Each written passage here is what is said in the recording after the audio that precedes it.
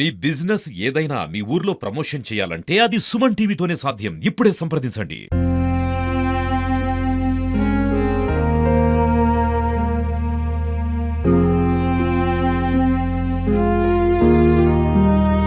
ఎవరు పట్టించుకోవట్లేదు సార్. మేము చెంచోళ్ళం అరక తినేవాళ్ళం, అట్టి తిరిగితే అరకొచ్చుకొని పిల్లలు పెట్టుకోవాలి. మేము ఓట్లు ఎప్పుడు వస్తున్నారు, ఓట్లు వేయించుకుంటున్నారు. మాకు సలహాలు ఇచ్చిన వాళ్ళు కాదు, నెత్తి మీద గొడుగులు ఇచ్చిన వాళ్ళు కాదు. మా పరిస్థితి ఎట్టుంది? నమస్తే. మనం ఎంతో కాలంగా నిరుపేదలు వారు పడుతున్నటువంటి కష్టాలు, వారి జీవితంలో ఎంత దారుణమైన పరిస్థితుల్లో బతుకుతున్నారు సమాజంలో. ఆర్టిఫిషియల్ ఇంటెలిజెన్స్ జనరేషన్ నడుస్తున్నటువంటి ఈ సమాజంలో చాలా దారుణంగా దారిద్ర్య రేఖ దిగువన రోజు కష్టాలతో ఎంత దారుణంగా అనుభవిస్తున్నారనే వారి జీవిత కష్టాలన్నీ కూడా మనం తరచుగా చూపిస్తున్నాం. అందులో భాగంగా గుంటూరు నల్ల చెరువుకి సంబంధించినటువంటి చెంచు కాలనీ, ఇక్కడ ఉన్నటువంటి చాలా మంది నిర్భాగ్యులు. వాళ్ళు కనీసం వాళ్ళకి తినటానికి తిండి, ఉండటానికి ఇల్లు ఇవేమీ లేవండి. వర్షం పడినా, ఎండొచ్చినా, చలొచ్చినా వారి జీవితాలు మాత్రం చాలా దారుణంగా ఉంటాయి. నిద్రలు ఉండవు. రాత్రంతా పిల్లల్ని పట్టుకొని కూర్చొని అలానే ఉంటారు. వారి కేవలం రోజు ఒక 100-200 సంపాదించడం కోసం వాళ్ళు ఎంతో దూరం కిలోమీటర్లు నడుచుకుంటూ వెళ్ళి అక్కడ పనులు చేసుకుంటూ, అక్కడ సరిగ్గా డబ్బులు దొరక్క వాళ్ళ పిల్లల్ని చదివించుకోలేక, ఎవరు వాళ్ళని పట్టించుకోక చాలా దారుణమైన పరిస్థితుల్లో అయితే ఇక్కడ ఉన్న వాళ్ళు బతుకుతూ ఉన్నారు. సో గతంలో మనం చూసుకుంటే చాలా చోట్ల వారికి ఐడెంటిటీ కార్డ్స్ కూడా లేవు. ఏంటండి, కేంద్ర ప్రభుత్వం, రాష్ట్ర ప్రభుత్వాలు ఎన్నో పథకాలు తీసుకొచ్చాయి కదా, ఇంత మార్పు జరుగుతుంది కదా అనుకుంటే, first of all identity card ఉంటేనే వారికి ఈ పథకాలన్నీ వర్తిస్తాయి. వారికి ఈ మధ్య కాలమే చాలా మందికి ఐడెంటిటీ కార్డ్స్ వచ్చాయి, ఈ ఆధార్ కార్డు కానీ ఇవన్నీ. అందులో ఆధార్ కార్డులు, ఓటర్ ఐడీలు ఉన్నప్పటికీ కూడా చాలా మందికి కావాల్సినటువంటి పథకాలు, పెన్షన్ స్కీములు ఇటువంటి ఏవి కూడా వీరి దాకా రావట్లేదు. చాలా చాలా దారుణమైన పరిస్థితుల్లో వీళ్ళు బతుకుతున్నారు. ప్రతి క్షణం కష్టాలతో, నిద్ర లేచిన దగ్గర నుంచి మళ్ళీ తిరిగి నిద్రపోయేదాకా కష్టాలతోనే బతుకుతూ ఉంటారు. కంఫర్టబుల్ ప్లేస్ లేక నిద్రపోవడానికి, నిద్రలో కూడా కష్టాలే. వర్షం వచ్చినా, చలి వచ్చినా, ఎండొచ్చినా ఇక వారు ఇంక ఎప్పుడు నిరంతరం ఈ ప్రకృతితో, ఈ వాతావరణాలతో పోరాడుతూ వాళ్ళ జీవనం అయితే ప్రస్తుతం సాగుతుంది. ప్రస్తుతం మనం నల్ల చెరువు ఈ చెంచుపేట కాలనీలో ఉన్నాము. ఒకసారి వాళ్ళని పలకరించి వాళ్ళ బాగోగులు ఏంటని అడిగి తెలుసుకునే ప్రయత్నం చేద్దాం. ఎవరు పట్టించుకోవట్లేదు సార్. మేము చెంచోళ్ళం అరక తినేవాళ్ళం, అట్టి తిరిగితే అరకొచ్చుకొని పిల్లలు పెట్టుకోవాలి. మేము పరిస్థితి మమ్మల్ని పట్టించుకోవట్లేదు. మా పిల్లలే మమ్మల్ని ఎవరు చూడలేదు, మా దగ్గరికి ఎవరికి రావట్లేదు. మరి ఎలా ఉన్నారమ్మా, మీ ఇల్లులు బాగుండయా, బాగాలేవని కూడా అడగట్లేదు. అసలు వచ్చినప్పుడు మటుకు వస్తున్నారు, వెళ్ళిపోతున్నారు. అసలు సరిగా 5 రోజుల నుంచి నీళ్ళు కూడా వదలట్లేదు. మాస్క్ వచ్చుకుంటున్నాం, కొట్టుకొచ్చుకొని పోసుకోవాలా. ఎంతో బాధ అవుతుంది మాకైతే. మీకు పని ఎవరన్నా ఇస్తారా? పని చేయడానికి ఇష్టపడతారా? ఇస్తారు కానీ మా పని చెప్పేవాళ్ళు ఎవరు, మేము అరక తినేవాళ్ళని మాకు చూడట్లేదు, ముందుకు రావట్లేదు కదా సార్. చేద్దాం అనుకుంటున్నాం కానీ వాళ్ళైతే రావట్లేదు మా దగ్గరికి. మీరు ఏం చేస్తారు, అరక తినేవాళ్ళని మాట్లాడుతున్నారు మమ్మల్ని. అరకొచ్చుకొని తిని బతుకుతున్నాం, లేకపోతే మాలకొన్న పత్తులు పనుకుంటున్నాం ఒకసారి. లేకపోతే బట్టలు వ్యాపారం అరకొచ్చుకొని బట్టలు నమ్ముకొని 200-300 తెచ్చుకొని ఆ పిల్లలు పోషించుకోవాలా. ఇంకంతే మా పని. కనీసం మామూలుగా ఉండటానికి ఇక్కడ ఏం లేదు. వర్షం పడితే పరిస్థితి ఏందమ్మా? ఇళ్లలోకి వచ్చేది సార్. బురద ఇదల్లా నేలలో బురదే.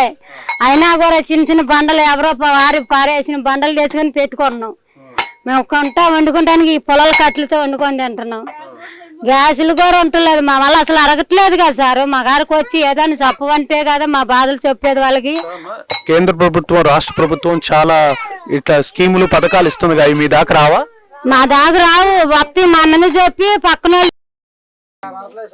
మాకైతే అసలు ఏ పథకాలు కూడా మా దగ్గరకు వచ్చి ఇవ్వట్లేదు. అవసరం వచ్చినప్పుడు మటుకు ఓట్లు వెళ్ళాల్సిన వచ్చినప్పుడు మటుకు వస్తారు, వేపించుకుంటారు. మరి ఇల్లు చూస్తే అలాగుండే అని పట్టించుకోవట్లేదు కదా సార్. మరి 5-6 రోజుల నుంచి కూడా వాటర్ కూడా వదలట్లేదు మాకు. ఏమైంది కూడా మాకు తెలదు. ఎవరైనా అడిగితే మాకు తెలదు, మాకేం తెలుసు అని చూస్తున్నారు. మేము పంపు కాడికి వెళ్ళి కొట్టుకొచ్చుకొని బిందెలతో పోసుకొని వాడుకొని తినాలి, లేకపోతే అరకొచ్చుకొని అన్నం తిని పనుకోవాలా. మా పరిస్థితి అట్లాగుంటుంది. అసలు ఇల్లు చూసాక ఎట్లున్నాయో, అసలు ఇల్లు కట్టించేవా నాదులు కూడా లేరు. చదువుకుంటున్నారు, గవర్నమెంట్ కూల్ ఉంది కదా అక్కడికి వెళ్ళి వస్తున్నారు. పిల్లలు పంపిస్తున్నాం, వెళ్ళమా అక్కడ పంపియండి అమ్మ పథకాలు ఇస్తామంటుంటే పిల్లలు వెళ్ళి వస్తున్నారు. దానికి మరి పంపిస్తున్నాం ఇంకా, దానికి ఏం మాకేం పని లేవు. ఈసారి వచ్చిన కానీ అది ఇది చూస్తే ఆ సార్ పట్టించుకుంటున్నారు కానీ మమ్మల్ని ఎవరు పట్టించుకోవట్లేదు అన్న. కాకపోతే మిమ్మల్ని ఇంకా పూర్తిగా భగత్ సింగ్ గారే పట్టించుకుంటున్నారు. భగత్ సింగ్ గారు పట్టించుకుంటున్నారు. మా పిల్లల్ని మమ్మల్ని ఇలా ఉంటున్నారు ఏంది, మీ పరిస్థితి ఏందని మమ్మల్ని అడుగుతా ఉంటే మా సమస్యలన్నీ ఆ సారు చదువుతుంటే ఆ సారు మమ్మల్ని పట్టించుకొని ఇలా చేస్తున్నారు. ఇంకెవరు చేయరన్న ఇలాగా. మా కారుకి ట్యూషన్ కూడా ఆయనే పెట్టుకొని సొంతంగా పెట్టుకొని మా కారు లేకపోయినా ఉన్నా లేకపోయినా అయ్యగారే పెట్టుకుంటారు. మరి మా పిల్లలందరూ శుభ్రం చేయమ్మా మేము అడుగుతాము 10 మందిలో పెడతామని సారే చెప్తుంటే మాకు ఇళ్ళ స్థలాలు కూడా రాయట్లేదు చేయట్లేదు అంటే అవన్నీ వచ్చినప్పుడు చెప్పండి సార్ వాళ్ళకి వస్తారు, వాళ్ళు పైన పెడతారమ్మా మీరు ఇబ్బంది పడవద్దు అంటున్నారు సార్ వచ్చి. మరి ఈ ఇళ్లలో కూడా 3-4 కాపురాలు ఉన్నాయి సారు. ముసలోళ్ళు ఉంటున్నారు, మొత్తకోళ్ళు ఉన్నారు. మా కొత్తగా పెళ్లి అయిన వాళ్ళు కూడా ఇళ్లలో పనుకోవాలి. ఈ ఒక్క చిన్న ఇంట్లో ఎంతమంది ఉంటారు? 5-6 ఉంటామండి ఇది ఇంట్లో. 5-6 కూర్చోడానికి కూడా పట్టదు కదమ్మా. మా బాధ అసలు పేచి కూకుంటానికి ఇప్పుడు 10 మంది వచ్చి కూకుంటానికి కూడా ఇబ్బంది అయిపోయింది. మరి మా పిల్లలు అయితే ఆడుకుంటానికి కూడా అసలు ఎంతో తిడుతున్నారు. మా పిల్లలు రోడ్డు మీద ఆడుకోనిట్లేదు, ఎక్కడ ఆడుకోవాలని అంటున్నారు. మరి మాకు పేసాన్ని తీపియాలిగా, గవర్నమెంట్ మమ్మల్ని పట్టించుకోవాలిగా, స్థలాలు తీపియాలిగా. మాకు మీ ఫోటోలు పెట్టుకోకపోతే మరి మమ్మల్ని ఎవరు చూస్తారు సార్ ఇలా చేస్తున్నారు అని మా బాధ చెప్పుకోలేక ఇలా చేస్తున్నాం.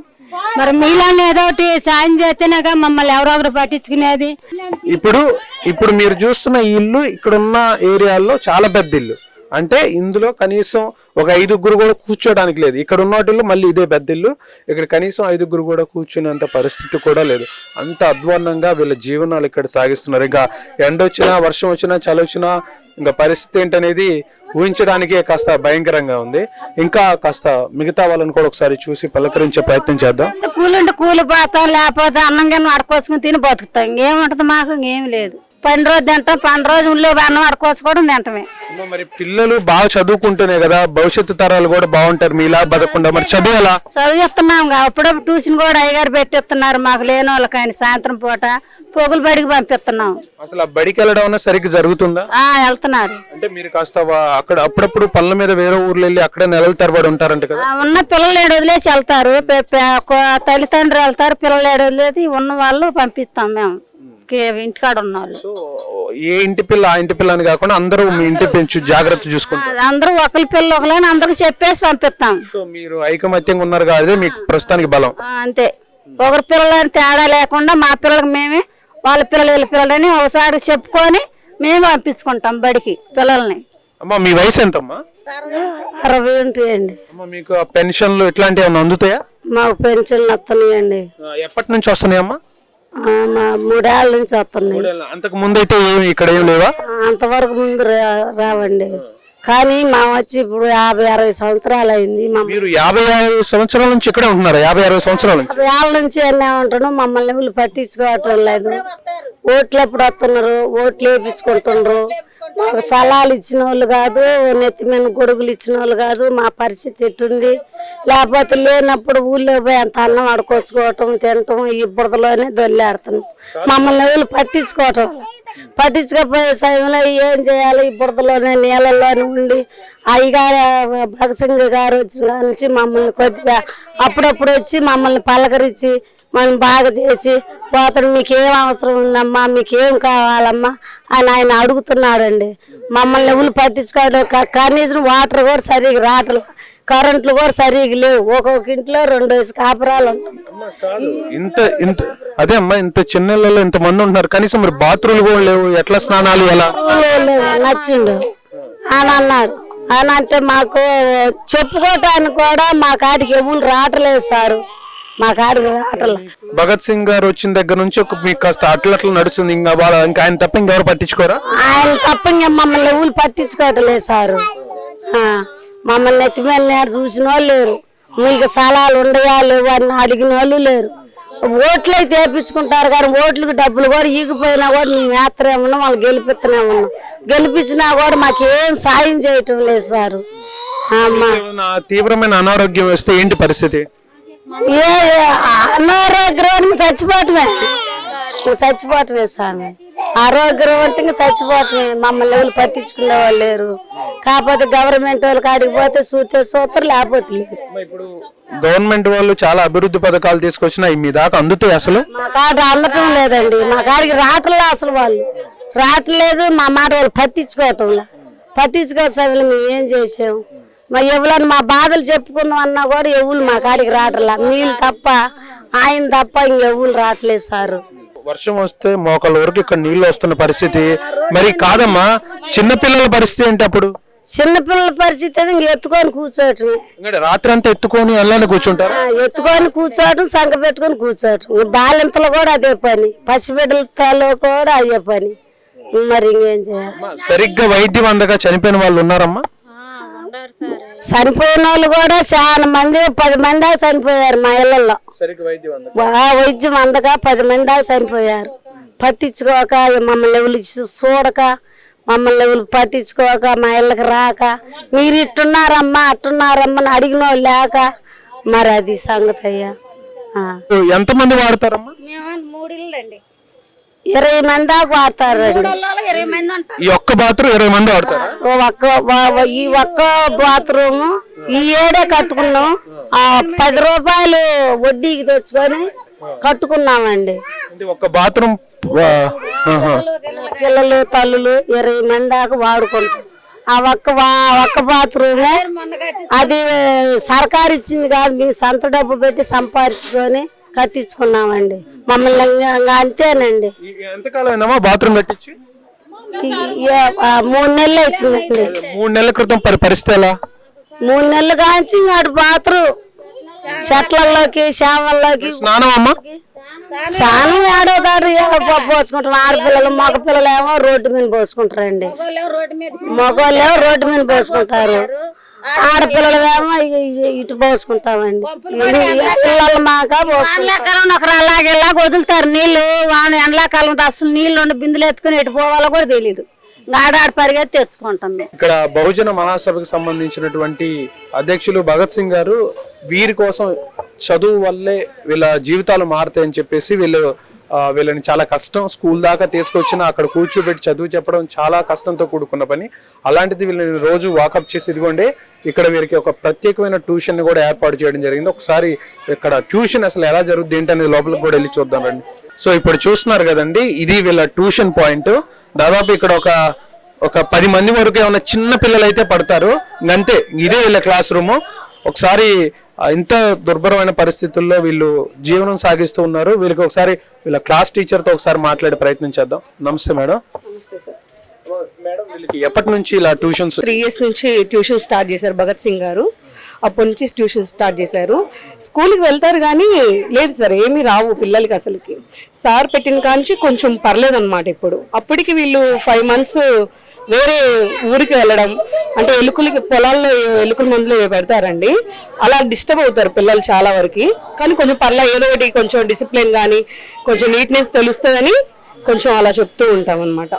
సాధారణ పిల్లలకి అసలు చదువు చెప్పడం, వాళ్ళని అటెన్షన్ పే చేయించడం చాలా కష్టంతో కూడుకున్న పని.